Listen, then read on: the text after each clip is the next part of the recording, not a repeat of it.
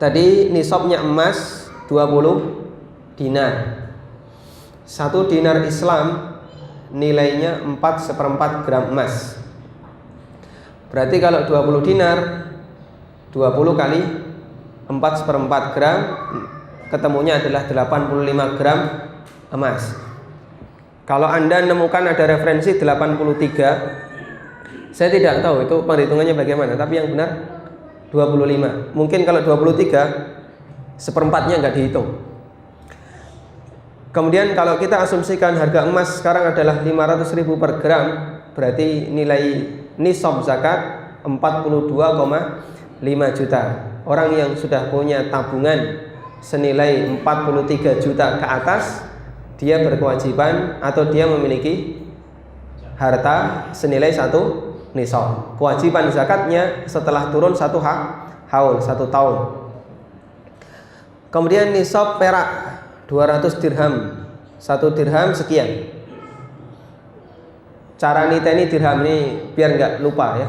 Ada orang sering kalau dinar dia hafal, kalau dirham susah. 3 gram kurang 0,25, kurang seperempat.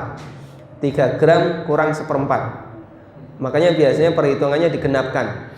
Di tempat kita ada orang yang jual dirham. 1 dirham berapa, Pak? Di Indonesia 60.000. Gerakan dinar dirham itu, gerai dinar dirham itu menjual dirham, 1 dirham harganya 60.000. Karena mereka menggunakan standar ini 20.000 per gram untuk harga perak. Berarti ini kan kurang lebih senilai 3 gram, terus digenapkan jadi 60.000. Berarti kalau 200 dirham ketemunya 600 kurang 5. 600 kurang 5. Nah, cara orang Jawa ngitung kayak gitu, Pak. 950 itu ngitungnya 1000 kurang 50. Dan itu yang Allah ajarkan dalam Al-Quran. Nabi Nuh alaihi salatu wassalam tinggal bersama kaumnya alfasanatin illa khamsina ama, 1000 tahun kurang 50. Ternyata tradisi ngitung kayak gitu ada di masyarakat Jawa. Orang Jawa itu kalau ngitung 9.500 tuh 10.000 kurang 500. Dan itu yang lebih mudah untuk dihafal. Nah, saya juga niteni angka-angka kayak gini tak bulatkan semua. Bulatkan, kurangi berapa. Itu yang lebih gampang. Baik. Berarti kalau dia asumsinya harganya 20.000 per gram perak, maka nisab zakat untuk perak adalah 11,9 juta. Nah, ini kemudian menurun pada masalah uang itu kan dia di masa silam nggak ada uang kartal. Sementara uang ini tetap wajib dizakati karena dia termasuk di antara alat tukar. Kenapa emas dan perak dizakati? Statusnya ini mutlaqus zamaniyah. Mutlaqus zamaniyah itu alat tukar.